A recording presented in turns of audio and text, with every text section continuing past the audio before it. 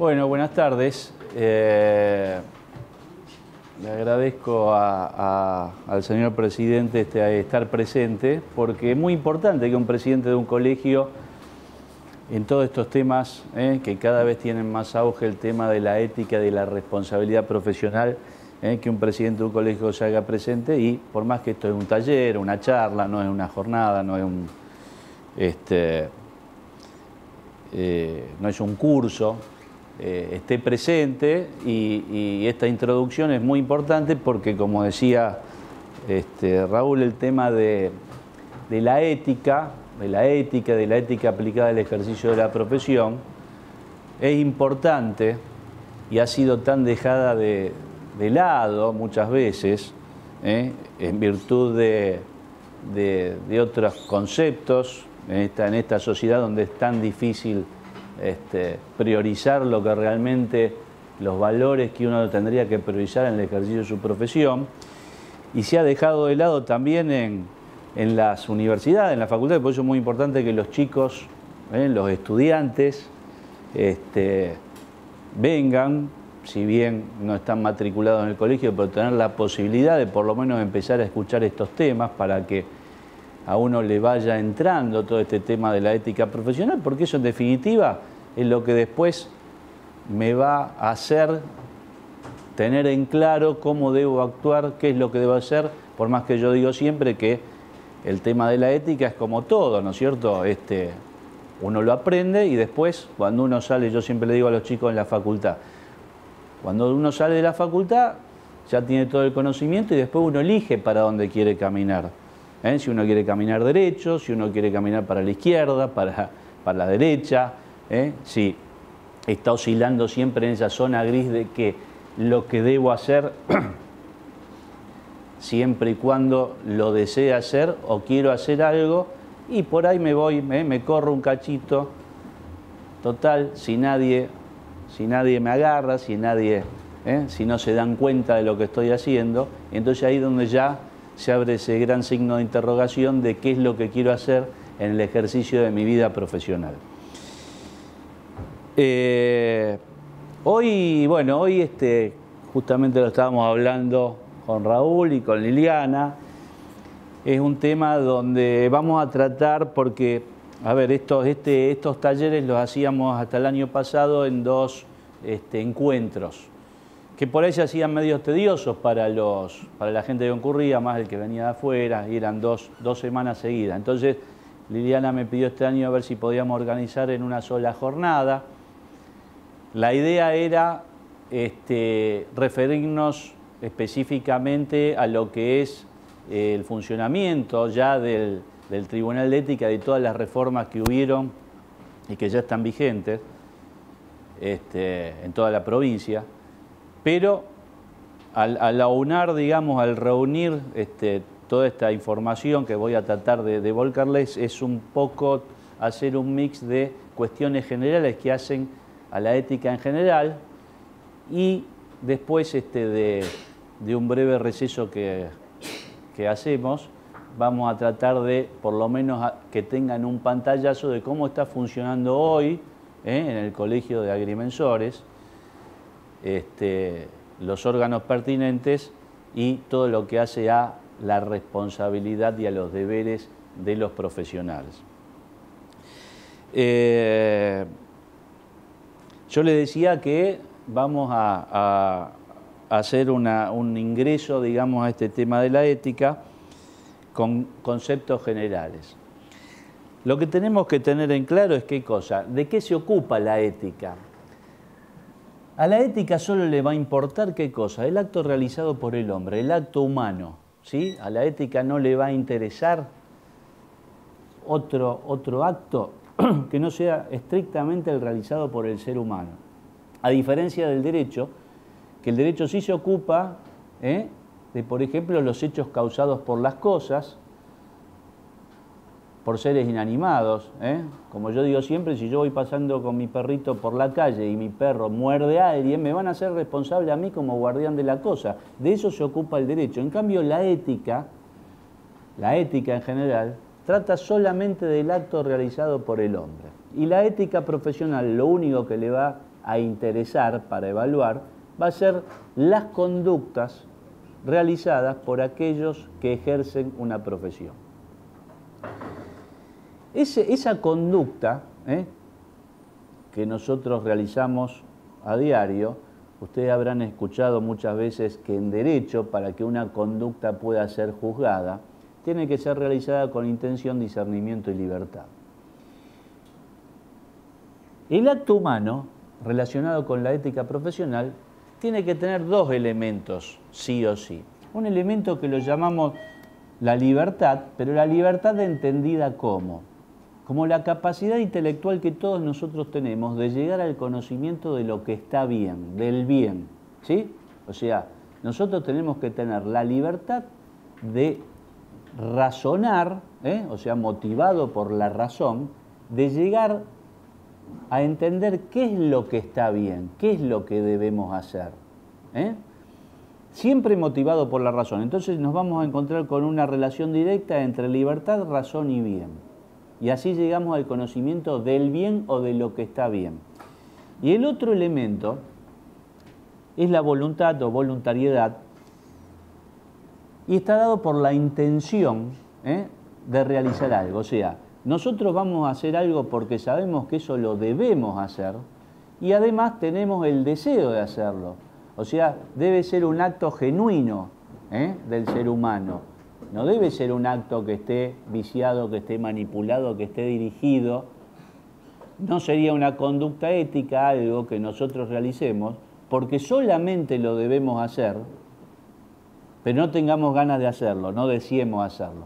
Porque si no ya entramos en crisis con el concepto ético y con la ética en la prestación del servicio profesional. Entonces, tengamos en cuenta que nuestras conductas profesionales siempre tienen que estar imbuidas de estos dos elementos. La libertad, el llegar a entender qué es lo que está bien y lo que es el bien, y la voluntad es el deseo de hacer eso de determinada manera.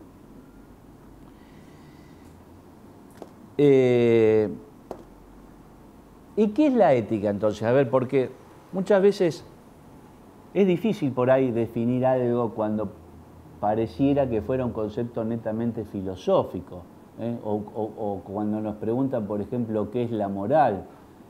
Yo siempre, cuando damos estos temas en la facultad y hay un curso de 30 alumnos, a veces me he encontrado con 30 respuestas diferentes, digamos, tratando de explicar estos conceptos que son, llamémosle, abstractos.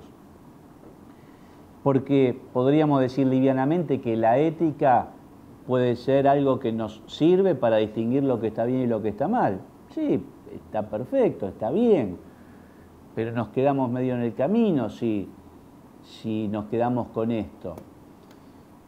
En la Real Academia Española nosotros encontramos una definición que dice que la ética es la ciencia que estudia la moral y las obligaciones del hombre, Y después un autor que se dedicó a estudiar mucho el tema de la ética, un jurista, por lo tanto ya no solamente estudiaba el tema de la ética en general, sino el tema de la ética profesional,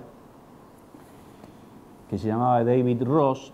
Y Ross definió a la ética diciendo que la ética es la ciencia normativa, con lo cual Ross se adelantó en su momento, porque ya dio el carácter de normativo y después vamos a ver por qué tiene trascendencia esto. Es la ciencia normativa que formula pautas y reglas de conducta. Pautas y reglas de conducta. Y después Ross agrega, en una segunda etapa, dice, más que reglas de conducta, reglas de buena conducta. O sea que toda la conducta humana tiene que estar relacionada siempre con con cuestiones de buena conducta. Y Ross dice, y siempre enfocado a los dos elementos esenciales de la ética. Los dos elementos esenciales que son lo correcto, decía Ross, y lo correcto es, ¿qué es lo correcto desde el punto de vista de la ética? Aquellos que nos es exigido por la sociedad, ¿sí? Aquellas conductas que son debidas, pero que la sociedad me las exige. La sociedad me exige que yo me comporte de determinada manera. Obviamente que esto va a depender de la sociedad en donde uno se desarrolle, de los tiempos, Y el otro elemento es lo bueno. Ross decía lo bueno. Esa conducta tiene que servir a la sociedad. Esa conducta tiene que ser noble o valiosa. Tiene que servir ¿a quién? A mi cliente, a mi vecino. Entonces, ¿cuáles son esas conductas que no son exigidas? A ver, si nosotros nos mantenemos en un concepto de ética en general, ¿qué le voy a exigir yo a mi vecino? Al vecino que tengo en el mismo palier que yo y que vive en el departamento de al lado. Yo le voy a exigir que sea un buen vecino, nada más. Nada más. Le voy a exigir que cuando saque la basura no me la deje en la puerta de casa, que no ponga música a las 3 de la mañana, ¿sí? Etcétera, etcétera. Le voy a exigir que sea un buen vecino, le voy a exigir que sea cordial en el trato, que por lo menos me salude. Ahora, si ese vecino mío es médico, yo no le puedo exigir que sea buen médico, que sea responsable, porque es mi vecino. Al profesional, si yo voy a contratar los servicios de un profesional, además de exigirle que sea afable en el trato, cordial, respetuoso, etcétera, etcétera, le voy a exigir que sea responsable, que sea diligente, ¿sí? Porque ya se está estableciendo una relación profesional. Entonces esto nos lleva a ver qué es la ética profesional. Kant, que es un autor que ustedes seguramente habrán escuchado muchas veces, porque Kant eran de estos tipos, yo siempre digo que uno lee algo relacionado con la física y yo no sé por qué lo citan a Kant. Uno lee algo de derecho, Kant, obviamente. Uno lee algo de Kant. Y Kant siempre el tipo se ve que tocaba distintos temas que servían para todos. Y Kant, cuando le preguntaron, esto fue una anécdota no comprobable, pero dice que un alumno, Kant estaba dando una clase y un alumno le dice, pero profesor, y después de Kant de estar explicando 2 horas, porque era una anécdota hasta graciosa, desarrollando el tema de la ética, de la moral, etc. Entonces termina de hablar y un alumno levanta la mano y dice, pero profesor, entonces, ¿qué es la ética? Y Kant se queda, dice, yo 2 horas hablando de la ética y usted me pregunta, entonces no entendió nada. Entonces dice que Kant le dijo, se lo voy a sintetizar. Y Kant dijo, obra de tal modo, de manera de que tu accionar pueda ser perfectamente individualizado. ¿Qué quiso decir Kant con esto? Se lo sintetizó en un renglón. Actúa de tal manera, de manera que esa conducta, de forma que esa conducta pueda ser ejemplificadora. ¿Vieron cuando nosotros decimos, qué bien lo que hizo el tipo qué bien lo que... ¿Qué estamos haciendo? Estamos señalando una conducta que de alguna manera es ejemplificadora. Hizo algo bueno. Hizo algo bueno. Y eso es lo que quiso decir Kant. Si esa conducta puede ser señalada, puede ser tomada como algo ejemplificador de lo que debe ser, seguramente es una conducta ética. ¿Y la ética profesional qué será? ¿Será algo distinto? O sea, ¿podemos hablar de que existe una ética en general y una ética profesional? ¿Podemos hablar de una ética exigible a aquellas personas, llamémosle de derecho común, y una ética distinta a aquel que desarrolla una profesión? No, la ética es una sola.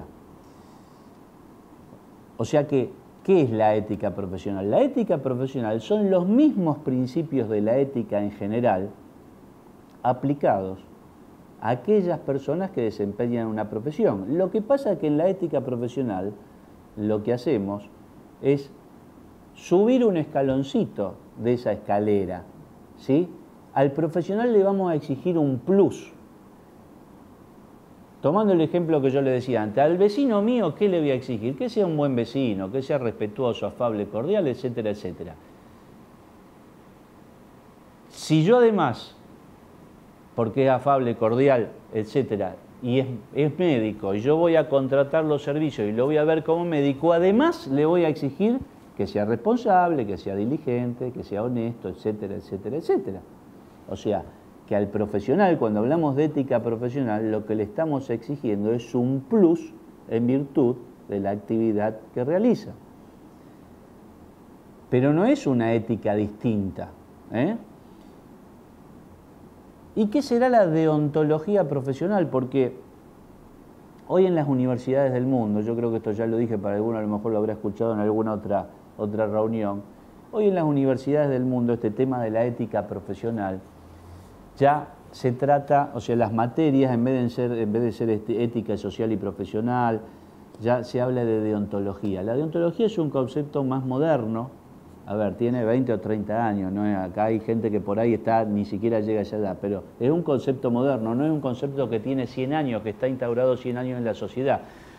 Pero ¿qué pasa con la deontología? La deontología profesional, cuando nosotros escuchamos hablar de deontología profesional, lo que estamos haciendo referencia o lo que se está haciendo referencia es a todo el aspecto normativo que la ética profesional no tenía.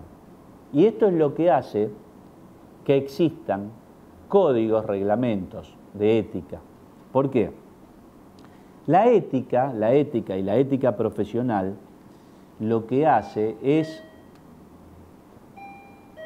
exhortar a que un profesional se comporte de determinada manera. O sea, la naturaleza jurídica de una norma ética, de un principio ético, es pedirnos a todos nosotros, pedirnos que nos comportemos de determinada manera. O sea, la naturaleza jurídica de una norma ética, de un principio ético, estaría redactada diciendo: el profesional debe tratar de ser afable con el cliente, el profesional debe... O sea, redactada de manera de exhortar, pedir a que seamos buenos profesionales. La deontología lo que hace, lo que hizo con la ética profesional, es de alguna manera bajarla a la tierra. ¿Cómo baja la deontología a la ética a la tierra? La positiviza. ¿Qué es positivizar algo? ¿Se acuerdan cuando alguna vez hemos estudiado el derecho natural y el derecho positivo? Entonces nosotros decimos: ¿y qué es el derecho natural? Empezamos, nos viene a la cabeza algo, si decimos derecho natural, es algo que no está escrito, que subyace, que está ahí en el aire, Nos viene automáticamente el concepto de ¿qué? El derecho a la vida, ¿sí? Como derecho natural primordial, pero hay un montón de derechos naturales. ¿Y dónde está ese derecho natural? No está en ningún lado. Alguno le dará una explicación desde un contenido religioso, otros no, pero ese derecho natural no está escrito. No sé si alguna vez habrá escuchado de esa famosa pirámide jurídica de Kelsen, que Kelsen era un autor que se dedicó a estudiar todo este tema, y Kelsen, al dibujar, digamos, el ordenamiento jurídico de un Estado organizado, lo imaginó como una pirámide jurídica.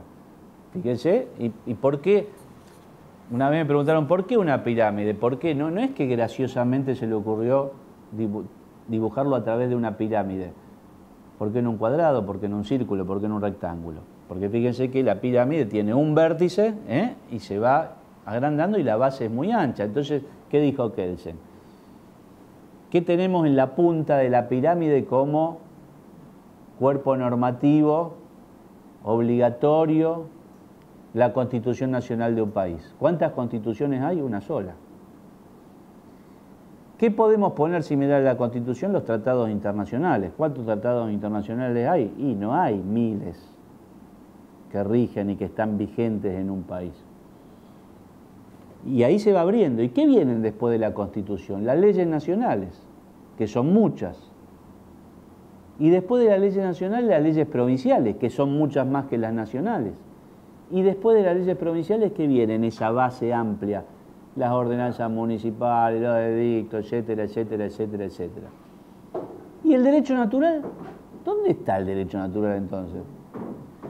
Encima de la Constitución, porque ninguna norma jurídica interna puede apartarse del derecho natural. Obviamente estamos hablando en un Estado jurídico organizado y no en un Estado totalitario del derecho, en donde no se respete los derechos del hombre. O sea, nosotros no podríamos tener una norma que permita la pena de muerte.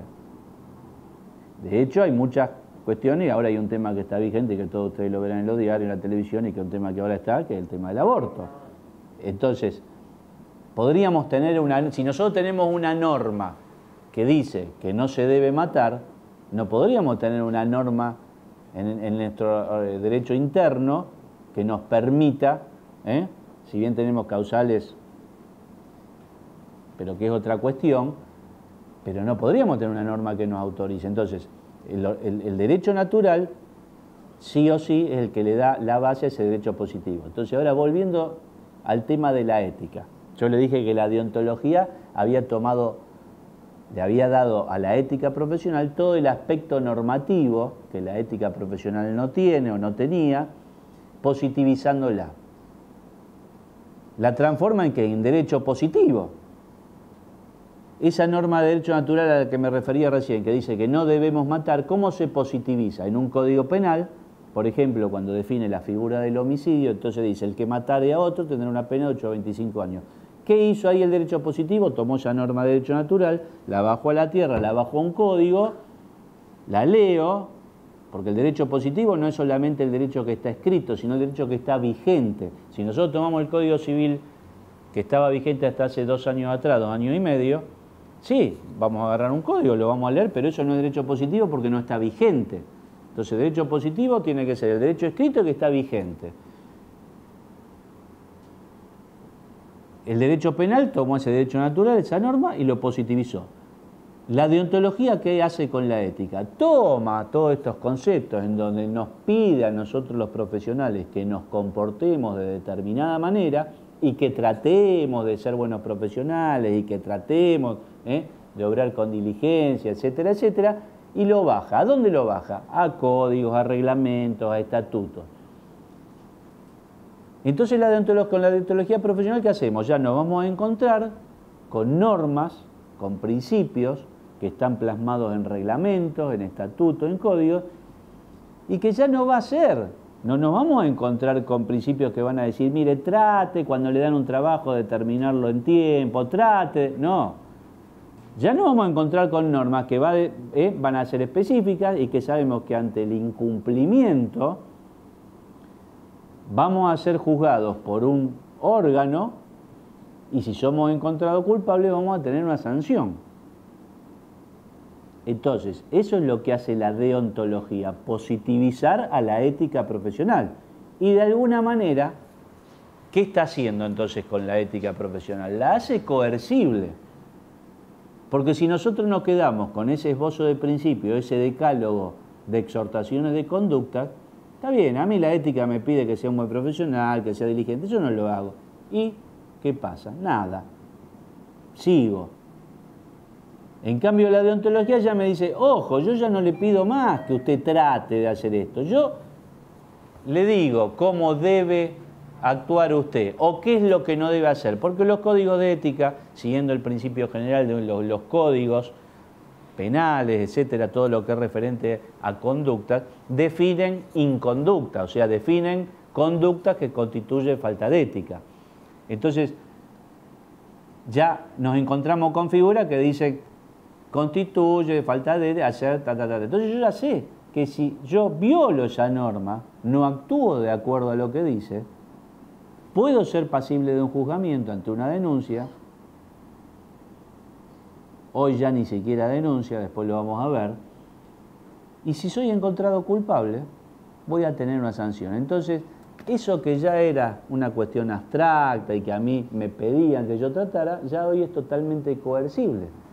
Coercible sabemos que es cuando nosotros incumplimos algo y me lo pueden imponer por la fuerza. ¿Cómo me lo imponen por la fuerza? A través de una sanción. Por eso el derecho es totalmente coercible. Y la deontología lo que vino a hacer con la ética es justamente, la ética profesional, es hacerla coercible. La ética en general no, porque si yo me levanto y mi vecino no me saluda o me deja la basura en la puerta de mi casa, sí, yo tendré que llamar al administrador del edificio, a ver si violó alguna norma del reglamento, pero si mi vecino me saluda, yo no tengo ninguna manera, si me siento agraviado o ofendido de hacerle cumplir una norma ética. No hay manera. En cambio, la ética profesional, la deontología en esa relación, lo que hizo es justamente esto.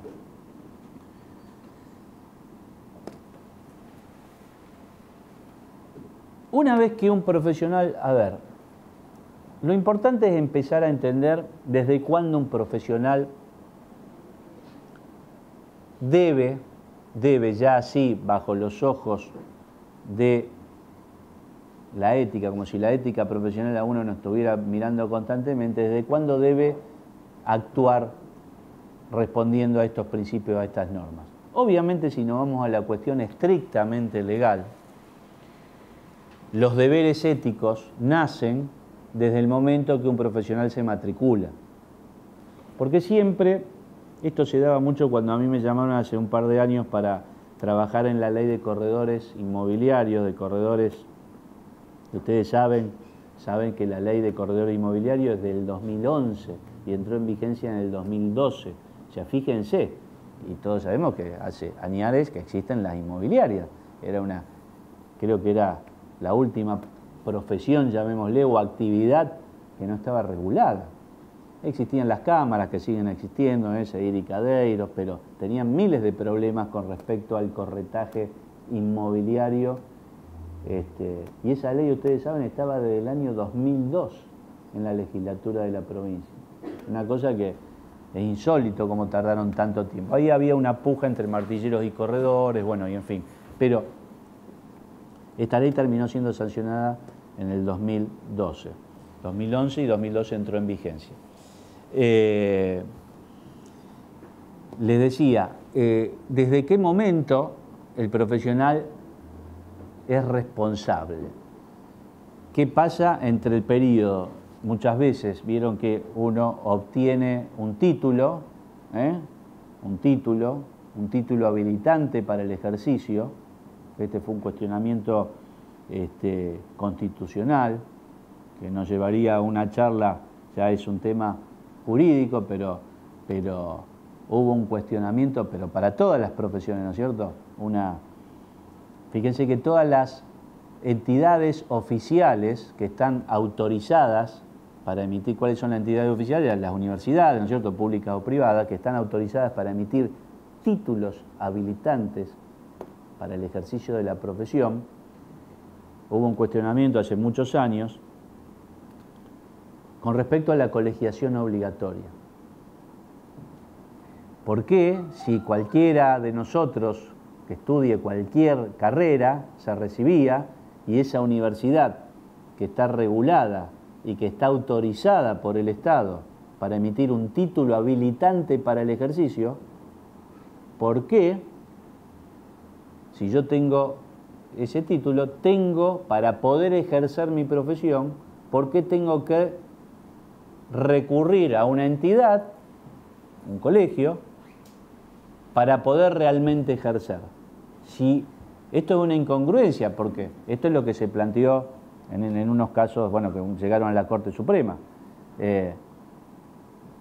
Los que cuestionaron este tema de la colegiación obligatoria en general decían: señor Estado, si usted le está dando facultad a esta entidad para que me dé un título habilitante, ¿por qué ahora usted, señor Estado, me obliga a que yo tenga que recurrir a una entidad para asociarme, que esa entidad se reserve el derecho de decidir si me otorga el permiso, la matrícula, porque a lo mejor yo incumplo con alguna o no me alcanza el dinero para pagar la matrícula, o no me alcanza el dinero para pagar la cuota colegial, etcétera, etcétera, y yo no puedo ejercer? Bueno, este fue un debate muy importante. Obviamente sabemos que hoy, en el año 2018, los colegios profesionales no están discutidos, y esto, el argumento tanto de la Corte Suprema en su momento como el de la Cámara Nacional Contencioso Administrativa, que fue otro órgano en donde se planteó uno de los casos, determinaron que el Estado, como en todo Estado jurídicamente organizado, el Estado detenta, ¿qué cosa? Un poder que solamente lo tiene el Estado, y es el poder de policía. Y ese poder de policía, lo que hace el Estado es delegarlo en determinadas instituciones, es como descentralizar el poder, y justamente lo que hizo el Estado es delegar en los colegios profesionales el gobierno de la matrícula. ¿Qué significa? Que el colegio profesional es el único órgano, llámenle, que está facultado a decidir cuando un profesional, cuando una persona cumple con los requisitos y le da la posibilidad de obtener la matrícula. Es como cuando uno va a un club y el club decide si me acepta que yo me asocie y pueda usar la pileta, hacer actividades, etcétera, etcétera. Esto es lo mismo. El colegio decide y pone los requisitos necesarios para obtener la matrícula. Y además, muy importante, ¿qué hizo el Estado con los colegios profesionales? Le otorgó la potestad ética y disciplinaria. Ética y disciplinaria. Esto es muy importante, porque los colegios es el único órgano, la única entidad que puede decidir sobre la vida de un profesional en el sentido de su actividad, del ejercicio. Y este es un tema que no es fácil muchas veces de explicar y de entender. ¿Por qué? Porque nosotros tenemos la Constitución Nacional, y la Constitución Nacional dice ¿qué cosa? Que hay tres poderes: el ejecutivo, el legislativo y judicial.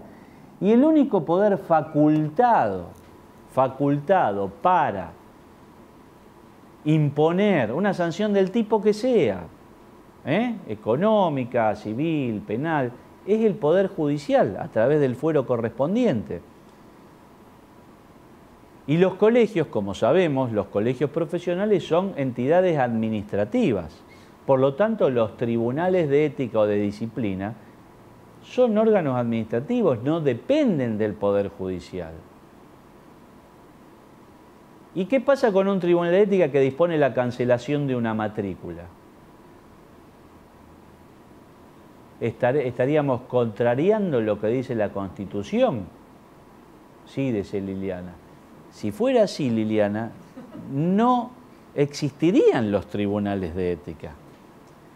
Pero existen. Y nadie, claro. Y a uno le sacan al dedo y diría, ¿y a mí qué me importa?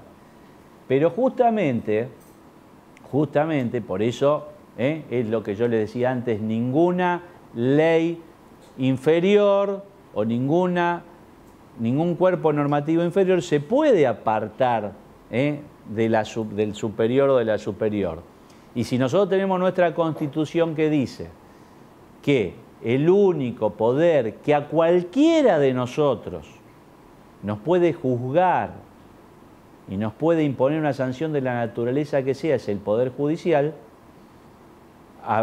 cuando el Estado le otorga la potestad ética disciplinaria a los colegios, tiene que buscar la forma de que eso que está en la Constitución esté garantizado, porque hace al derecho del debido proceso que todos tenemos. O sea, nosotros tenemos el derecho de ser juzgados por jueces de la nación, dice la Constitución, para imponer una sanción. Entonces, ¿qué tienen todos los colegios profesionales? Tribunales de ética, perfecto, comisiones o lo que fuera, pero siempre el profesional sentenciado, el profesional que es encontrado culpable, tiene la posibilidad de recurrir esa sentencia, esa resolución, ante un órgano judicial. Por eso todos los colegios profesionales de todo el mundo tienen como órgano de apelación, cada colegio lo elige en virtud de lo que crea conveniente. Hay algunos que... No, pero más que cercanía, por una cuestión de tema. A ver, yo intervine en su momento en la del Colegio de Abogados, en la redacción del código, hace muchos años entonces, y con gente mucho más capacitada que yo. Y obviamente los debates eran, ¿por qué? ¿A quién? Imagínense, aparte de abogados, ¿no? La elucubración y la cuestión. Entonces, ¿a quién ¿quién va a ser el que nos va a revisar a nosotros? Y ahí, claro, si en la mesa de debate primaba o la mayoría presente eran abogados que ejercían el derecho penal, ¿qué decían? No, el órgano de apelación tiene que ser la Cámara Penal. ¿Por qué tiene que ser la Cámara Penal? Bueno, porque esto es un derecho disciplinario, y el derecho disciplinario es un derecho penal de menor jerarquía, y por lo tanto un tribunal impone una sanción, y la sanción se asimila a una pena. Entonces lo lógico es que una Cámara Penal sea la que revea ese fallo de un tribunal que decidió suspender o cancelarle la matrícula a un profesional. Perfecto, es una teoría. Quienes ejercían el derecho civil dicen, no, esto es responsabilidad profesional. Esto a través de la conducta o de la inconducta o de la negligencia se le causa un daño a alguien, se le está causando un perjuicio. ¿Qué diferencia hay entre aquella persona del derecho común que le causa un daño? Yo voy y le rompo la pared al vecino y el profesional que actúa mal. Esto es civil. Tiene que ser la Cámara Civil y Comercial en nuestro caso. Tiene que ser una Cámara Civil, porque el juez que va a rever el fallo o a estudiar esa apelación, lo que está estudiando en definitiva es si se ha causado un daño o un perjuicio a alguien por el mal accionar o por el accionar negligente. Y después hay otra teoría y una tercera posición que dice, no, esto no es ni civil ni penal, esto es contencioso administrativo. ¿Por qué es contencioso administrativo? Y porque acá el colegio lo que hace es exigir una conducta y hay una relación jerárquica entre ese asociado matriculado. Esto es lo mismo que un empleado de la municipalidad, por ejemplo. ¿Quién lo va a sancionar? El intendente, por un recurso jerárquico. Entonces, el matriculado es asociado a esa entidad y el presidente del colegio, el directorio, quien fuera, etcétera, etcétera, sanciona. Entonces, por lo tanto, el recurso sería la Cámara Contencioso Administrativo. Bueno, son debates. Entonces, cada colegio elaboró quién es el órgano de apelación. Pero fíjense que yo le estoy hablando de la Cámara Penal, le estoy hablando de la Cámara Civil y estoy hablando de la Cámara Contencioso Administrativo. 3 órganos que dependen o forman parte del Poder Judicial. Por eso ustedes seguramente nunca en su vida habrán escuchado, ni lo van a escuchar, el término cámaras de apelación de tribunales de ética. No existen, ni van a existir. ¿Por qué? Porque sería más de lo mismo. Si nosotros tenemos un tribunal de ética que sanciona y el profesional culpado apela ante una cámara a la Cámara del Tribunal de Ética del Colegio de Agrimensores, y es más de lo mismo, porque está compuesta por agrimensores, no está compuesta por jueces que dependen del Poder Judicial. Entonces ahí sí se está violando el principio constitucional. ¿Cómo van a decidir si me cancelan la matrícula si se está violando el principio del debido proceso? En donde nos dice que a cualquier justiciable el único que le puede aplicar una sanción de la naturaleza que sea es alguien que dependa del Poder Judicial, que es lo lógico. Por eso nosotros no podría juzgarnos, nosotros no podría venir un diputado, un senador y decir, mire, agrimensor, yo considero que usted actuó mal, me enteré de esto, le voy a armar un sumario, yo soy diputado de la Nación, lo sanciono. No podría ser, no podríamos ser sancionados ningún profesional por un decreto de un poder ejecutivo. Porque hay una intromisión de poder y se está violando claramente. Esa es la razón de ser de los tribunales de ética.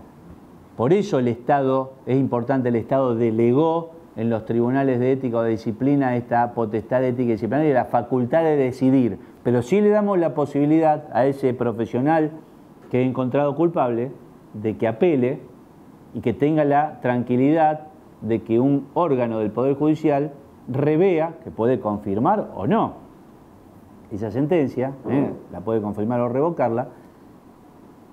Y después me preguntamos la otra vez, ¿y qué pasa si la Cámara, por ejemplo, confirma? ¿A cuál Cámara? Bueno, cada colegio resuelve. Acá en el Colegio de Agrimensores, por ejemplo, el órgano de apelación es la Cámara Civil y Comercial en turno, acá en Rosario, y la de Santa Fe, obviamente de Santa Fe. Pero la otra vez me preguntaban, ¿qué pasa si, en un supuesto caso, un profesional es encontrado culpable, es sancionado, apela ante la Cámara, pero hablemos en general? cualquier profesión, en cualquier órgano de apelación.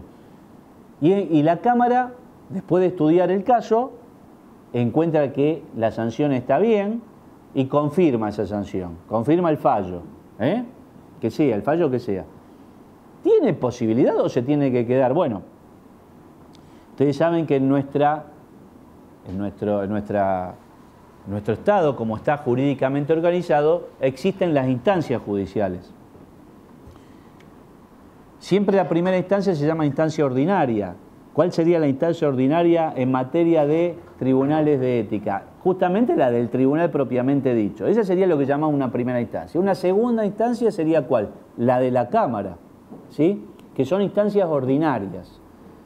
Ordinarias porque cualquiera tiene acceso. Tiene acceso tanto el que quiere iniciar una acción como aquel que se siente agraviado. Y cualquiera tiene acceso a pedir que un tribunal revea ese fallo. Entonces me decían, ¿qué pasa con un profesional, por ejemplo, que le cancelan la matrícula y la Cámara que sea, falla haciendo lugar a lo que dijo el tribunal de primera instancia, el tribunal de ética? ¿Tiene posibilidad de que alguien revea ese fallo? Sí, pero acá ya entramos en lo que se llaman los recursos extraordinarios. Tendríamos que subir un escalón, un escaloncito de esa escalera, y ir a dónde, a esa tercera instancia extraordinaria que sería la Corte Suprema de Justicia de la provincia, ¿sí? De la provincia. Y para llegar a una corte, para llegar a la Corte de la provincia se tiene que llegar a través de un recurso extraordinario. ¿Y qué quiere decir esto? Que en esa segunda instancia o en la primera, yo, profesional, que he sido culpado y que tengo una sentencia en contra, tengo que considerarme agraviado porque se me ha violado algún derecho. Por ejemplo, el de la defensa. Por ejemplo, yo puedo alegar que el tribunal no tuvo en cuenta alguna prueba que yo ofrecí y que un juez de primera instancia, un juez de Cámara, no ha evaluado un testigo que yo ofrecí y no lo tuvo en cuenta. Por ejemplo, o que se me ha violado, no se me ha otorgado el plazo correspondiente para presentar un escrito, lo que fuera. O sea, es recurso extraordinario. Y ahí puede ser que la Corte revea ese fallo. Y obviamente también tenemos la última instancia, que es la Corte Suprema de Justicia de la Nación. Y aunque a ustedes les parezca mentira, yo en el año 2011, por pedido de la facultad donde yo doy clase, hicimos un relevamiento de casos que estaban, año 2011, casos que estaban en la Corte Suprema de Justicia de la Nación, porque pareciera que la Corte Suprema de Justicia de la Nación trata cosas importantes. Y a la Corte de la Nación llegan todos los casos que pueden llegar por apelación, admitiendo el recurso de inconstitucionalidad. Pero no es que llega el caso, todos los casos que uno ve por televisión, o escucha en la radio, o lo lee en los diarios. Y en el año 2011, en la Corte Suprema de Justicia de la Nación, el 3% de los casos, el 3%, que es un porcentaje amplio, eran casos de mala praxis derivados de tribunales de ética. Estamos hablando de todas las profesiones, de todos los colegios, de todo el país, de todas las provincias. Imagínense, no es un número menor. Y después había otro porcentaje que era de casos de mala praxis profesional, de distintas profesiones, que venían sí ya, que se habían originado en el fuero civil, ¿sí? O sea, acciones propiamente de mala praxis, que habían llegado a la Corte. En la Corte se produce un cuello de botella que puede ser que un caso esté 20 años para que... Y en este país, como yo digo siempre, en este país se beneficia siempre no el que va caminando siempre derecho, sino el que a veces se tuerce. Porque desgraciadamente somos así. ¿Qué pasa? Como todo esto que yo le estoy explicando, todas estas apelaciones, es una cuestión jurídica, pero todas estas apelaciones son con efecto suspensivo, ¿qué quiere decir? Que si a mí el Tribunal de Ética dijo, no señor, usted actuó mal, hemos decidido cancelar la matrícula, por ejemplo, y yo apelo, y logro que mi caso llegue a la Corte, entonces pasan 5 años en una Cámara, 5 años en la Corte Suprema de Justicia de la provincia, ¿sí? Puede ser que un profesional que allá allá en el tiempo el Tribunal de Ética lo encontró culpable, a lo mejor con una falta muy grave, por haber causado un daño muy grave, puede ser que ese profesional siga ejerciendo muchos años, porque la apelación de su caso, las apelaciones, son todas con efecto suspensivo.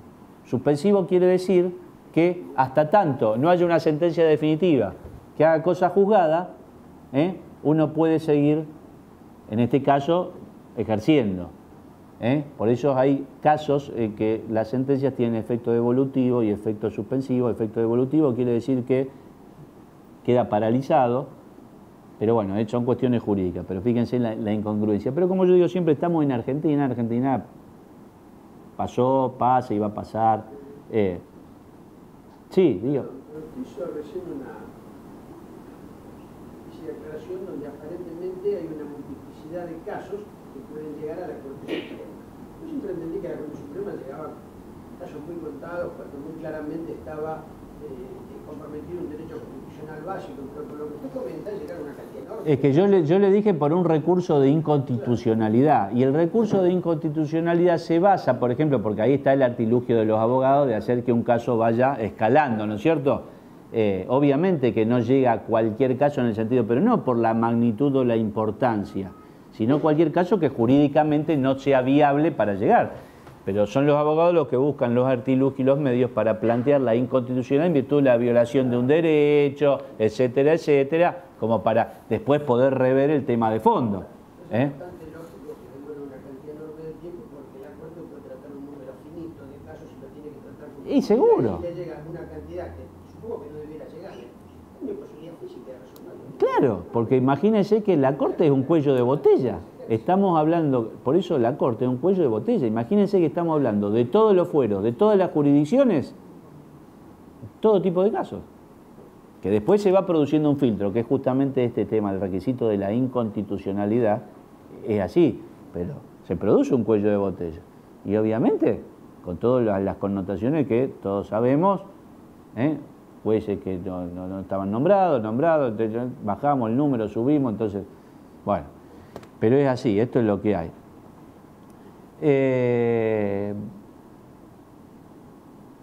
¿Dónde está Micaela? No está, ¿no? Ah, se fue. No, porque Micaela me había dicho, yo estoy mirando ahora y me había dicho de si no sigo. Pero. Una pregunta, ¿esto sí. no hace entonces que los tribunales de ética y disciplina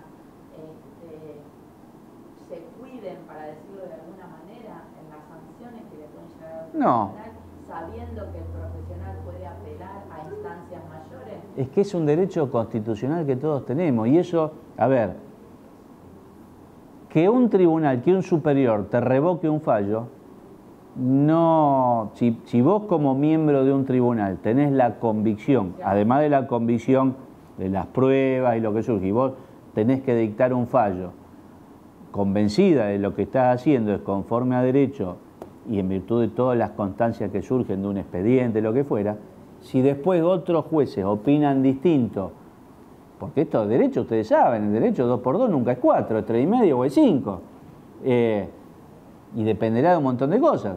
Y vos te podés sentir afectada, porque a lo mejor te revocan un fallo de que vos decís, ¿cómo? Yo evalué esto, tengo estas pruebas y resulta que este profesional cometió esta inconducta que para nosotros es grave o no grave, o puede ser un apercibimiento privado, pero te quiero decir, vos sancionaste y tenés otro tribunal que encuentra y no es tan grave. Y bueno, es lo que pasa en la vida, pero pasa en materia civil. Un tribunal condena a alguien a indemnizar a una persona y después se apela y dice, no, ni existió el choque, no pague. Y vos decís, ¿cómo? Hay alguien que dice A y alguien que dice Z. Y no hay grises, porque si vos decidís condenar a un profesional porque vos sos miembro de un tribunal, quiere decir que encontraste elementos que son suficientes, independientemente de la sanción, y resulta que encontró un tribunal, porque si vos decís, bueno, le aplico una suspensión y se apela a la sanción, y el tribunal de alzada dice, bueno, no da para una suspensión porque la falta, porque no tiene antecedentes, etcétera, en vez de una suspensión, un apercibimiento público, vos decís, bueno, hay una diferencia de concepto en cuanto a la gravedad del hecho, bárbaro. Pero que un tribunal, que vos digas sanciono culpable y otro diga no, inocente, no. Pero también un tribunal de alzada puede encontrar, por ejemplo, otros casos, que no se ha evaluado un tema de prescripción de la causa, qué sé yo. Pero no tendría que hacer, a tu pregunta, no tendría que hacer que jueces de tribunales de ética estén pensando, a ver qué va a pasar, porque si no, ningún juez de un tribunal de ética emitiría un fallo. Bueno, los tribunales de ética, también eso me lo preguntan siempre, los tribunales de ética en general en todo el país no tienen costo. Obviamente que si un profesional denunciado contrata un abogado para que lo defienda, y tendrá que arreglar los honorarios con su abogado, y si ese profesional denunciado pide, por ejemplo, como prueba dentro de un proceso en un tribunal de ética, una pericial caligráfica, el perito le va a cobrar y lo pagará, pero no tiene acción para repetir si sale sobreseído. Por ejemplo, dice, me denunciaron y yo tuve que gastar en abogado. No tendría acción para repetir. Eso no quita, pero eso no quita que esa persona se sienta agraviada, ofendida en su moral, etcétera, y inicie una acción civil, porque, digamos, todo es posible, pero bueno, pero los tribunales de ética no generan costos. Ahora, cuando vos pasaste a la segunda, si a vos te sancionaron, y vos dijiste, no, yo voy a apelar, ahí sí tenés que recurrir a la justicia ordinaria, ahí ya va a haber regulación de honorarios, ahí ya es distinto. A la corte peor y a... Obviamente. Bueno, sí. ¿Puedo hacer una pregunta tonta? De la que sea, ¿por qué? Me salgo un poquito del eje de la ética. Sí. Usted dijo que el Estado delega la potestad del poder de policía en los colegios para que los colegios sean quienes rijan, obviamente con todos los derechos y la matrícula de los profesionales. Sí. ¿Por qué una comuna puede cobrarle a un profesional un derecho para que ejerza su libre profesión en un lugar como por el Tribue, que es abusivo, 1.600 pesos? ¿Por qué una comuna puede cobrar? Usted se está refiriendo evidentemente a la profesión de ustedes, porque, bueno, porque yo lo he escuchado a esto, ya lo he escuchado, que, digamos, no está relacionado con ninguna otra profesión porque yo no conocía el caso hasta la primera vez que me lo plantearon. Si usted me lo pregunta así, seriamente, porque usted dijo una pregunta tonta, no me parece tonto, porque es, yo diría hasta inconstitucional el tema de el cobro para poder ejercer, digamos, es como establecer, para asimilar, un derecho de registro e inspección si yo quiero poner un local, que ahí sí las comunas, las municipalidades están habilitadas, pero a mí, ese organismo nacional, provincial, municipal, no puede cobrarme un plus del cual yo ya sí tengo que estar obligado, que es la matriculación al colegio, porque lo que la ley a mí me exige es que yo esté asociado a una entidad para poder ejercer. Pero yo no puedo caer a determinada jurisdicción y esa jurisdicción que me diga, pero si además usted no paga este derecho para poder entrar y usar de estas instalaciones y desarrollar la actividad, usted no va a poder ejercer. Yo le diría que es un tema para estudiarlo, pero me parece que es totalmente anticonstitucional.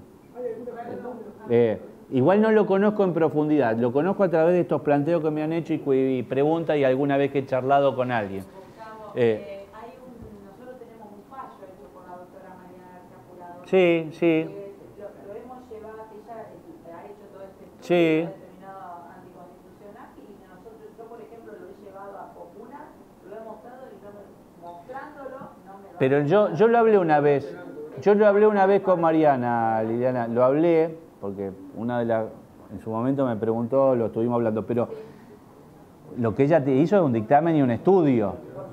El fallo, vos te referías a un fallo, vos tenés un dictamen, un estudio de una asesora acá del colegio. Yo se lo dije en su momento, ustedes lo tendrían que judicializar a eso. Judicializarlo es llevarlo a la justicia y entonces tener un fallo judicial que digan es inconstitucional el cobro por parte de la comuna, de la municipalidad, etcétera, etcétera. Ahí tenés la ley 10.000, que es la ley de intereses difusos. No me vas a gritar porque ya no doy más, no me duele la garganta. Sí, yo por eso ahora corto porque me dijo, está la ley 10.000, que es la ley de intereses difusos, que se puede canalizar a través de esta ley, el planteo judicial, justamente de estas cuestiones de que hay comunas o municipalidades, etcétera, que cobran, digamos, como un derecho para poder ejercer en esa jurisdicción. Pero hay que judicializarlo, y lo mejor obviamente es judicializarlo como colegio profesional, ¿no es cierto? ¿Alguna vez se pensó, porque hubo una vez el colegio envió a todas las comunas del... Sí, eso sí. Todas las municipios y comunas de la provincia, y luego tuvimos ese dictamen. No es vinculante, diríamos. Vos vas con ese, es lo que dijo Lian, vos vas con ese dictamen a la municipalidad donde fuera y te dice, muy lindo, me gusta lo que hizo su abogado, trabajó muy bien, bárbaro, pero Sí, no, claro. siga, pague, claro. Disculpa, Sí. hay algunas comunas o municipios que generan ordenanzas. O sea, esa ordenanza no le da ninguna legalidad. La ordenanza sería violatoria de un derecho constitucional. Si vos, así yo te lo digo, a ver, te lo digo livianamente, pero sería violatoria totalmente de un derecho constitucional. ¿Y sabés cuál es el derecho constitucional? La libertad de trabajo. Porque vos ya tenés la obligación, te vuelvo a repetir, de matricularte en los colegios para poder ejercer. Cobran por trámite administrativo, 500 y 500. Eso es otra cosa. Pero esto, a ver, pero esto es como todo, a ver, esto obviamente hace a la actividad profesional. Pero esto es como todo, cuando uno llega y pague la tasa esta, y pague el sellado este, y pague esto, ¿no es cierto? Bueno, y hay todo también una explicación desde el punto de vista... Que lo conviertan en un sellado bueno, yo no puedo... Fíjese, usted está coartando la libertad de trabajo porque usted dice que por una cuestión económica yo no puedo... No es irrisorio el planteo, lo que pasa es que es como todo, es como lo que yo le decía antes. Hoy en el año 2018, a cualquiera de ustedes, a los chicos que se están por recibir, acá creo un lío bárbaro, a los chicos que se están por recibir, ¿se les ocurriría cuando tengan el título bajo el brazo decir, no, yo a partir de mañana empiezo a medir, voy, me instalo mi oficina, voy, ¿qué colegio, Nico? Yo no pago nada, yo ya tengo el título, voy, ¿se les ocurriría? No, ni se les pasaría por la cabeza, porque saben que terminaron su carrera, tienen su título, pero para poder ejercer materialmente tengo que ir a esa entidad, a esta, venir, pagar, cumplir los requisitos, certificado, buena conducta, etcétera, todo lo que pedirán, y ahí recién puedo poner un pie para ir a... Pero no es ilógico el planteo, como no sería ilógico decir, señores, ¿por qué a cualquier dependencia yo tengo que tributar esto? No se me está coartando la libertad de trabajo, si yo lo que tengo que hacer es hacer una mensura. ¿Por qué yo tengo que...? Pero bueno, nos vamos a otro planteo. Vamos a parar porque me pedían, sí, si no. Estábamos hablando del tema de qué momento surgen los deberes éticos, y los deberes profesionales en general para quien desempeña una profesión. Desde el momento que se matricula en el colegio, o sea, desde el momento que yo me matriculo en un colegio profesional, automáticamente como que se produce un disparador, así yo esté sentadito sin hacer nada, se produce ese disparador así como yo tengo derechos, tengo obligaciones y tengo deberes. Obviamente, para que un tribunal de ética pueda entender, pueda ser competente en el juzgamiento de un profesional, ese profesional tiene que estar matriculado en la jurisdicción del colegio, en donde ese profesional está ejerciendo, y además la conducta que se le imputa tiene que constituir a priori una falta de ética de las que están contenidas en el estatuto o en el reglamento. O sea, yo no puedo venir a denunciar, vengo a denunciar al agrimensor tal porque resulta que fui, hablé con él, le hice una consulta y no me gustó cómo me trató o me pareció que no sabía o que no estaba capacitado. Tiene otros agrimensores para ir a consultar. Entonces, a priori esa conducta que se imputa, a priori, porque imagínense que si un tribunal de ética o una comisión en este caso, a priori diría, desde el primer papel que se presenta, no, esta persona es culpable, estaría prejuzgando, entonces ¿para qué existe todo el proceso? No tendría razón de ser. Además que ahí sí estaría incurriendo en lo que estábamos hablando justamente, en una violación de un derecho en donde no se le permitiría a la persona que es imputada de la comisión de una falta de ética defenderse. Entonces, las condiciones y los requisitos que se tienen que dar es justamente esos dos, que esté matriculado y que a priori esa conducta encuadre o configure alguna de las faltas de ética contenidas en la normativa que corresponde a la profesión. ¿Cuáles son los ámbitos de responsabilidad en que puede incurrir un profesional en el ejercicio de su profesión? Porque, a ver, la responsabilidad profesional es el género, ¿sí? Responsabilidad profesional en sentido amplio. ¿Cuáles son las especies? ¿Cuáles son los distintos ámbitos? O sea, ¿en qué ámbitos pueden incurrir ustedes, en qué ámbito de responsabilidad en el ejercicio de la profesión?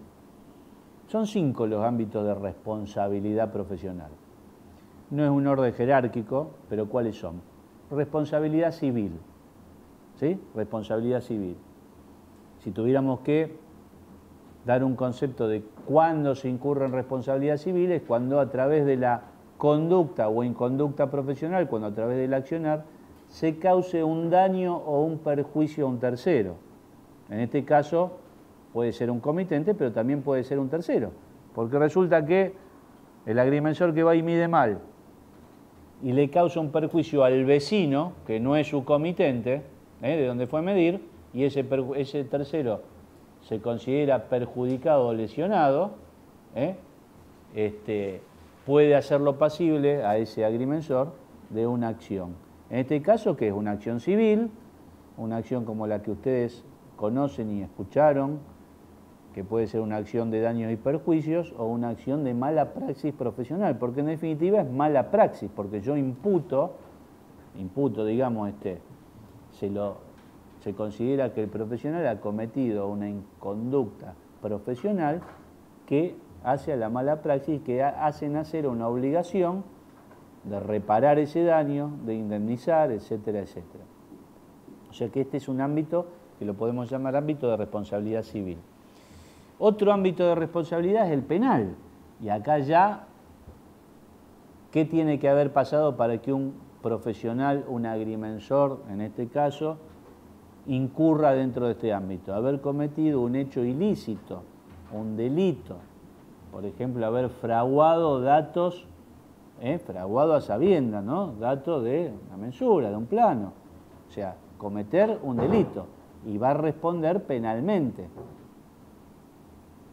Puede ser que un comitente también lo haga responsable en el caso de haberle abonado honorarios por adelantado y no haber realizado el trabajo, imputarle, por ejemplo, un delito de estafa.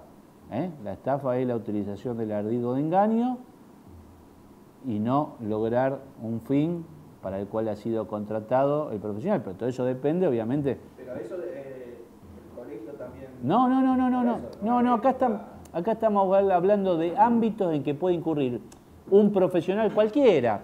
Obviamente estamos acá en el Colegio de Agrimensores, pero cualquier profesional en el ejercicio de su profesión. Cualquier profesional en el ejercicio de su profesión, ¿en qué ámbitos puede incurrir por la actividad profesional? Otro ámbito de responsabilidad que tenemos es el fiscal o administrativo, como muchas veces se llama, y acá incurriría en este ámbito cuando se viola alguna de las normas fiscales relativas no solo al ejercicio de su profesión, sino a cuestiones fiscales que hacen a la relación con su comitente. A ver, si yo le pido a mi cliente, a mi comitente, plata para pagar los sellados, para la inscripción de los planos, y me la meto en el bolsillo, estoy violando un deber fiscal. Además que ahí la figura sería abarcativa, porque a lo mejor incurría también una responsabilidad penal, etcétera, etcétera. Y también incurro en esta responsabilidad, en este ámbito de responsabilidad fiscal o administrativa, por ejemplo, si yo no pago la cuota del colegio, si yo no cumplo con los deberes fiscales del colegio, si yo no cumplo con los deberes fiscales relativos a mi profesión, ¿qué pasa si la AFIP o quien sea denuncia a un profesional porque no paga su monotributo, etcétera, etcétera, o en la condición que esté inscripto, y eso llega al colegio, está incumpliendo con los deberes que hacen a su profesión, pero en el ámbito fiscal o administrativo. Otro ámbito de responsabilidad profesional es el llamado judicial o procesal, y pareciera que acá quien no es abogado, digamos auxiliar de la justicia, no tendría motivo, digamos, diría yo, en esto, la verdad que me pasa por al lado. Y en este ámbito de responsabilidad profesional incurre cualquier profesional, podría incurrir cualquier profesional, que en el ejercicio de su profesión esté actuando dentro de un proceso judicial. O sea, cualquier profesional que por su calidad de profesional esté actuando, y cuando digo actuando el concepto es amplio, actuando ustedes saben que las dos partes dentro de un proceso son el actor y el demandado. Pero yo digo actuando, o sea que puede ser que ese profesional no sea el actor o el demandado, puede ser que esté vinculado al proceso. ¿Y cómo un profesional puede estar vinculado a un proceso sin ser actor o demandado? Por ejemplo, en el caso de ustedes, perito, o testigo calificado por su profesión, que es fino el concepto, pero eso se da mucho en el caso de los médicos.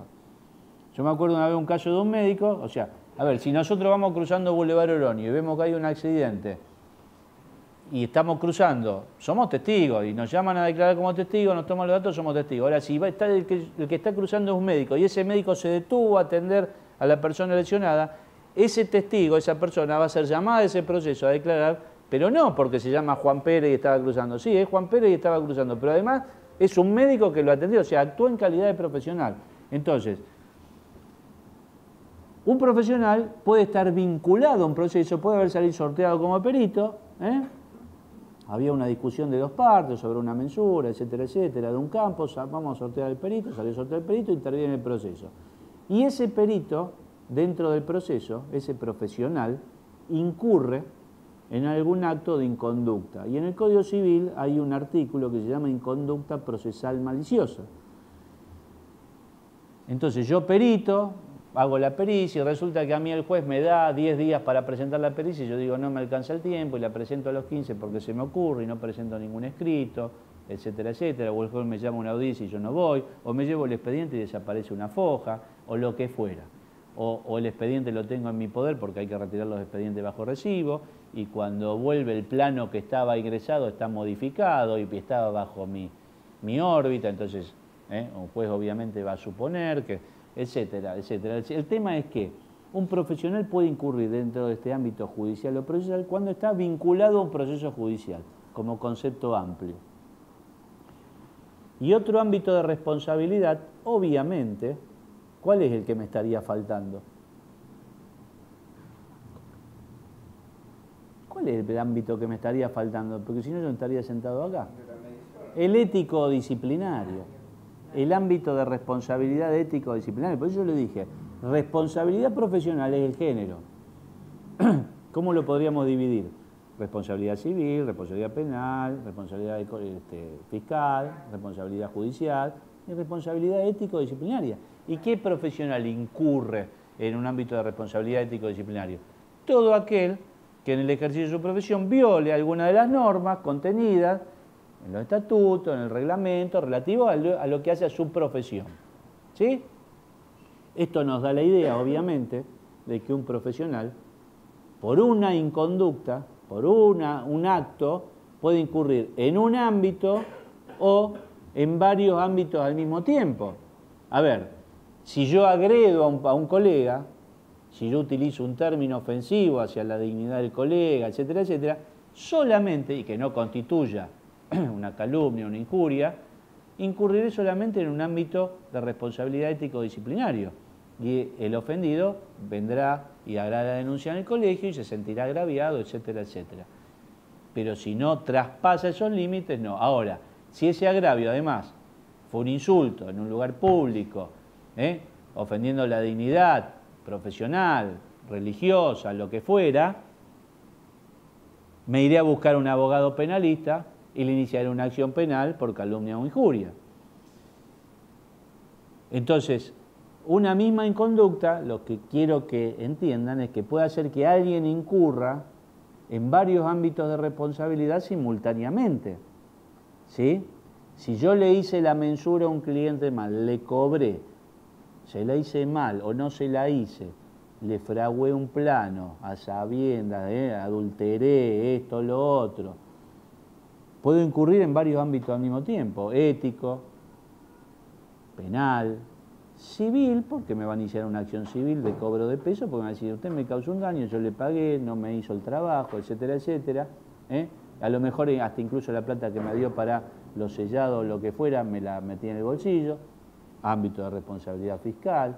O sea, una misma conducta es como se produce, se abre y se puede abrir en todos los ámbitos de la responsabilidad profesional, o en uno solo, o en dos, o lo que fuera.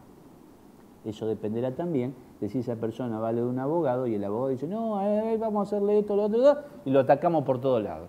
Porque los abogados viven de eso, obviamente. Entonces, le tiramos la batería y le damos acá, allá, acá. Y como generalmente cuando a alguien le tocan el tema penal, que es lo que los abogados buscan, no, a este lo metemos y entonces vamos a arreglar porque el tema... Yo, mientras tenga, como yo digo siempre, mientras yo tenga que devolver, mientras uno tenga que devolver y tengo la suerte de tener la plata, devuelvo. Mientras el colegio, bueno, a ver, me tendría que haber puesto una suspensión y me diera un apercibimiento privado, bueno, me la aguanto. Ahora, si me dicen que me tengo que ir unos días a sentarme adentro de algún lado y hasta ahí ya no me gusta tanto, ¿no? Entonces el tema penal es lo que siempre se usa como... Pero bueno, estos son los ámbitos de responsabilidad profesional. Obviamente que todo lo que atañe a lo que vamos a tratar ahora en estos minutos de que ustedes tengan una idea es el ámbito de responsabilidad ético-disciplinario. Y el colegio de agrimensores, bueno, ustedes están al tanto obviamente, se ha producido una reforma y se ha dado un orden a este funcionamiento del viejo tribunal de ética del colegio y, digamos, a todo este ámbito de responsabilidad ética de los profesionales. ¿Por qué les digo se ha dado un cambio? Porque se ha reformado la ley. ¿Y qué es lo que hoy está vigente? ¿Cómo funciona para que ustedes tengan idea? De hecho, estaría bueno que uno lea, digamos, lo que hace relativo a su profesión, ¿no? Porque uno generalmente se empapa de estas cosas cuando está vinculado a un proceso, digamos. Seguramente si yo les pregunto a ustedes tienen idea de cómo está funcionando toda esta cuestión del juicio, del proceso a un profesional, seguramente me dirán que no tienen idea, porque es algo que haya agarrado y haya visto cómo funciona y cómo son los plazos y cómo son las formas, seguramente no. Ahora, si el día que a mí me denuncien voy a agarrar y me voy a poner a leer por lo menos para saber cuántos días tengo para hacer una cosa, esto, lo otro, cómo son las cuestiones. Pero, sí.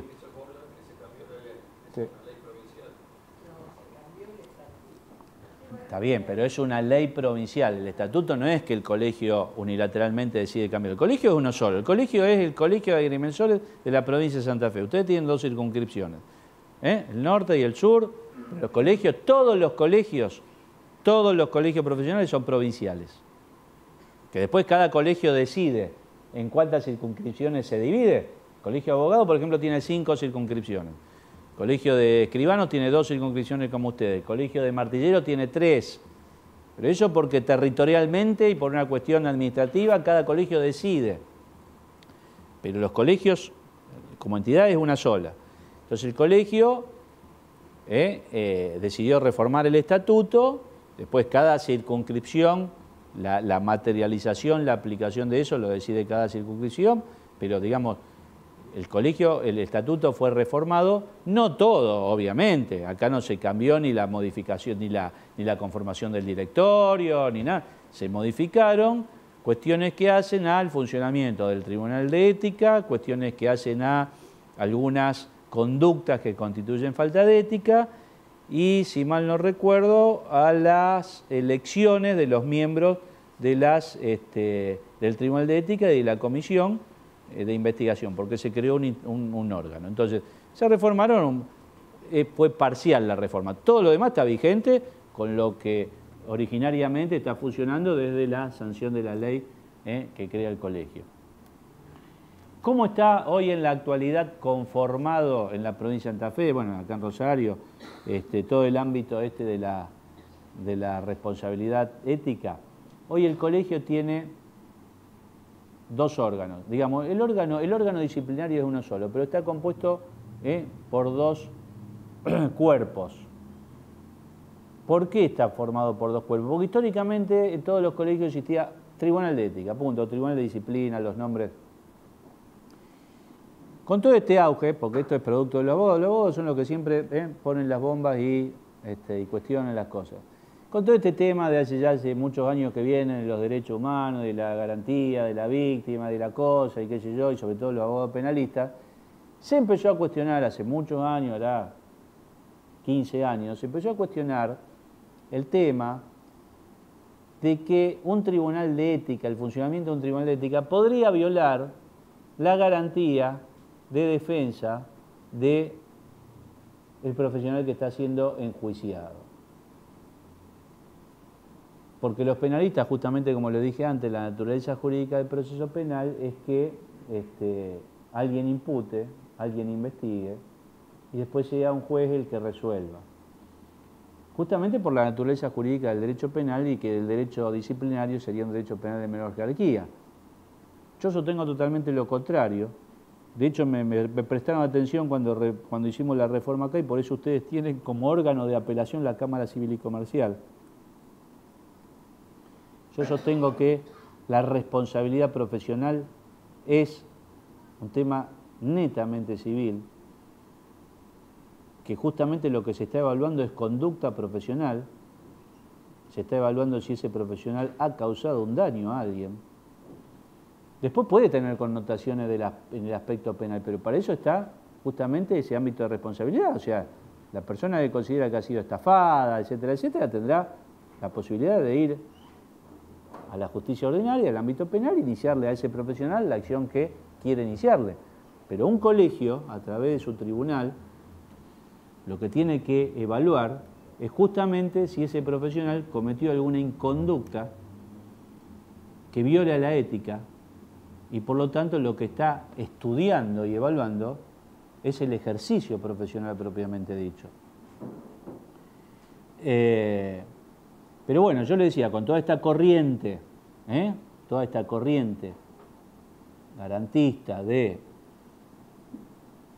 tutelar los derechos de la víctima, ¿no es cierto? Que el día que se le dicte una sanción, que el mismo órgano que le está imponiendo la sanción no sea el que recabó las pruebas, el que evaluó, etcétera, etcétera. Lo que los tribunales... Está bien, por eso yo creo que está bien en materia penal. Ahora, porque si no, ¿sabes qué? Entonces no existirían los jueces civiles. O sea, si yo firmo un pagaré con vos, ¿sí? Yo te lo firmo y vos decís, Herrán me debe un pagaré, voy y inicio una demanda, no me lo pagó. Ese juez va a ser el que va a llevar adelante todo el proceso y va a ser el juez que va a decir, Herrán le debe, páguele. Y entonces yo que voy a decir, no, ¿cómo el juez que me impone la sentencia? No, que haya otro órgano que investigue. No tener razones de ser los jueces civiles, los jueces laborales. Es un tema específico del derecho penal y muy discutible jurídicamente, pero bueno. Sí, yo lo tomé como penal también. Claro, pero bueno, a raíz de esto es que justamente hace ya muchos años cuando hay congresos y jornadas de tribunales de ética de los distintos colegios, se ha empezado a evaluar este tema porque ha habido casos en los que se ha planteado la inconstitucionalidad del proceso de los tribunales de ética y si bien no hay ningún fallo firme ni nada, se ha aconsejado a todos los tribunales de ética de los colegios buscarle la posibilidad de que existan dos cuerpos independientes, de manera de que el profesional que está siendo sometido a un juicio, a un proceso, no sienta que se le pueda vulnerar un derecho. A raíz de todo esto, cuando empezamos en la elaboración de la modificación del tribunal, se crea, hoy en la actualidad ustedes tienen vigente dos cuerpos, tienen en el ámbito disciplinario ustedes tienen el Tribunal de Ética propiamente dicho y se creó la Comisión de Investigación Ética, que funciona a manera de, si quieren llamarlo, una fiscalía. Ustedes saben que un fiscal es, lo ven en las películas, es el que acusa, el que busca las pruebas, pero no es el que dice, cometió el delito, ¿sí? Entonces, esa comisión de investigación ética lo que hace es abrir un proceso donde se le da la posibilidad tanto a quien denuncia, como si fuera un particular, como al denunciado, de que se expresen, que presenten todas las pruebas convenientes, etcétera, etcétera, con un respeto de plazos y de cuestiones lógicas para todo esto.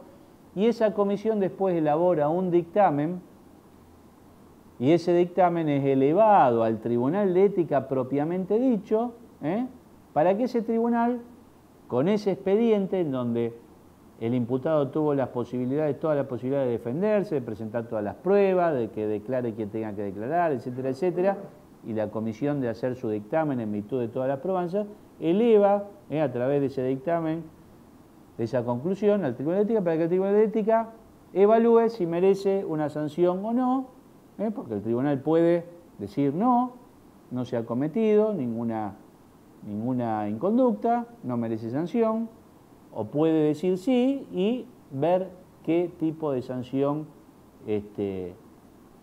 impone a ese profesional. Las sanciones que hoy están vigentes en el ejercicio de profesión son: la más leve es un apercibimiento privado, después saltamos un apercibimiento público, después viene la suspensión de la matrícula con un tiempo determinado, no existe la suspensión por tiempo indeterminado, y sí, la más grave, que es la cancelación de la matrícula. Conjuntamente con estas 4 sanciones, que como ustedes ven hacen a la matrícula propiamente dicha, el tribunal puede aplicar una sanción de multa. Y la multa, que es obviamente una pena pecuniaria, es para el colegio profesional. O sea, esa multa no va obviamente ni al bolsillo ni de los jueces, ni de los miembros de la comisión, sino que esa multa se impone y después el colegio, el directorio, la destina a donde crea conveniente. Además, estas sanciones se diferencian en la publicidad que van a tener. Porque todas las sanciones, el apercibimiento público, el privado, la suspensión y la cancelación, todas las sanciones van al legajo del profesional. O sea, cada uno de ustedes tiene un legajo, entonces cuando han sido sancionados, esa sanción va al legajo, queda asentada. El apercibimiento privado obviamente queda en el legajo. El apercibimiento público, además, se publica en la página, se publica en los boletines del colegio, en las revistas, en los transparentes acá en el colegio, o sea, tiene publicidad. La suspensión y la cancelación, además, se publican en el boletín oficial. Para el caso de que el agrimensor esté inscrito en la lista de peritos, se notifica a la Corte Suprema, que es la que después va a dar conocimiento a donde esté inscrito ese profesional, o sea, adquiere una publicidad. Y la cancelación está prevista, si mal no recuerdo, está prevista la publicidad además en el diario de mayor circulación del lugar en donde el profesional esté matriculado. El scratch. En nuestro caso sería el diario de mayor circulación, exacto, ¿sí? Entonces, si fuera un profesional matriculado de Venado Tuerto, se publicará en la capital, sí, y en el diario de Venado Tuerto, que no sé cómo se llama, no me acuerdo, ¿no es cierto? En fin.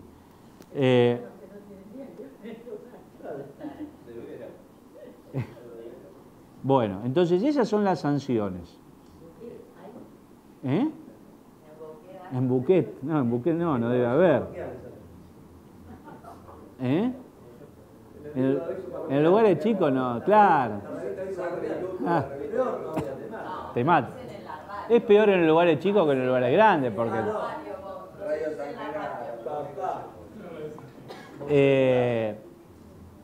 yo no les voy a leer todo el reglamento, ni les voy a leer cómo es la conformación. Recién me preguntaba un colega de ustedes quién elige, cómo está conformado, quién dirige, me dijo. Bueno, todos ustedes en su momento votaron y eligieron miembros que son jueces del Tribunal de Ética y miembros que son de la Comisión de Investigación. El único que no me votaron a mí porque dentro de la Comisión de Investigación, que está conformada por 2 profesionales de la agrimensura, debe haber un miembro que no debe ser agrimensor, sino que debe ser un profesional del derecho, en fin, como para garantizar la cuestión jurídica. Entonces, el único que no soy elegible soy yo. A mí me ha designado el directorio. Los demás ustedes eligieron a todos los que están en funciones, que duran 4 años en sus funciones, pueden ser reelegibles, ya que ustedes de acá 4 años, no, ¿cuándo fue la elección? ¿2016, 2017? Bueno, ya dentro de 2 años va a haber elecciones de nuevo. Ahora, a fin de año. No, 2016, ¿no fue? ¿O 2017?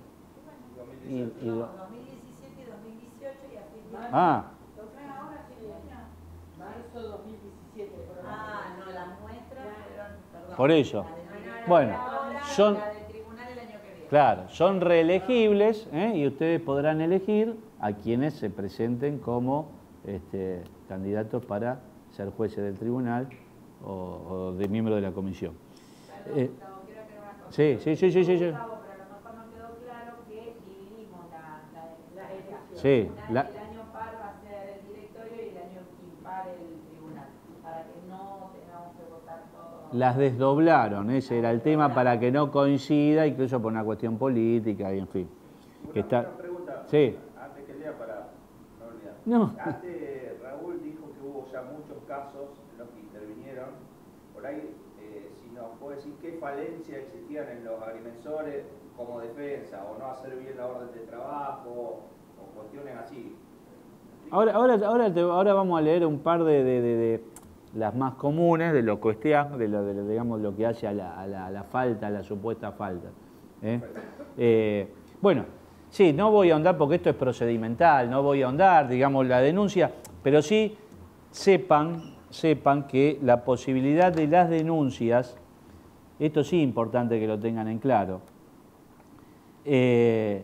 ¿Cómo se inicia una causa? ¿Cómo puede iniciarse una causa? Porque antes acá existía, yo tenía entendido, existía un buzón de cosas anónimas, sí, la cuestión que era muy fácil, van a ir a poner algo y irse. No existe más la denuncia anónima, o sea, algo que llega, no llega, pero algo, si llegara a la comisión anónimamente algo, la comisión se reserva el derecho de abrir o no abrir una causa, porque existe la denuncia de oficio, o sea, si algún miembro de la comisión toma conocimiento de oficio de alguna cuestión, tiene la potestad de abrir una causa. Entonces, ¿cómo se inicia una causa? ¿Cuál es el inicio? Las causas se iniciarán A, por denuncia, obviamente denuncia de un particular, ¿sí? De un comitente. B, por comunicación de autoridad nacional, provincial, municipal, autárquica, judicial o administrativa. Viene el director del API, de catastro, y dice, lo vengo a denunciar al agrimensor porque en este trámite he encontrado tal irregularidad. Es una denuncia de oficio.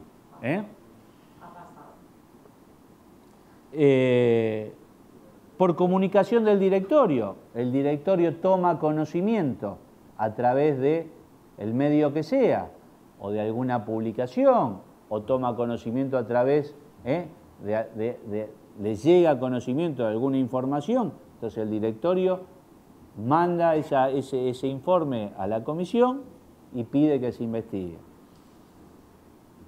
Por oficio de la Comisión de Investigación Ética y por último, a pedido del matriculado de cuya conducta se tratare, o sea, autodenuncia. Y como yo digo siempre, alguno de ustedes dirá, ¿qué está diciendo? Esto es chino. ¿Quién va a ser el estúpido que se va a autodenunciar y se va a someter a un proceso? Pero esto, ¿cómo funciona? Esto funciona de la siguiente manera. Aquel profesional que se ve involucrado o que se siente involucrado, ustedes vieron que muchas veces les llega una carta documento. Intimo a usted y lo denunciaré por tal cosa. Esto pasa en un montón de profesiones, ¿no? Intimo a usted a informar sobre tal cosa y lo haré responsable. Y el profesor dice, yo actué bien. Yo estoy, la verdad que estoy tranquilo con mi accionar y ahora yo recibo esta carta de documento en donde me imputan la comisión, la supuesta comisión de esto. ¿Qué hago? voy y me presento. Y digo, a ver, evalúen si lo que yo hice está bien o mal.